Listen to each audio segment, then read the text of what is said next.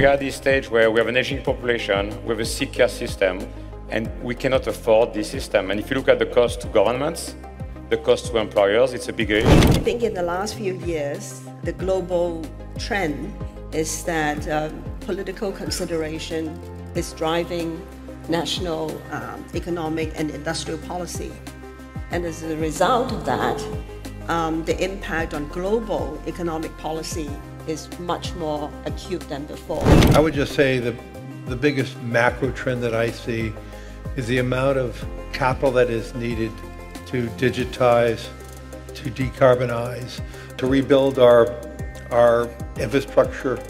And I think to service our clients as well as we're doing, to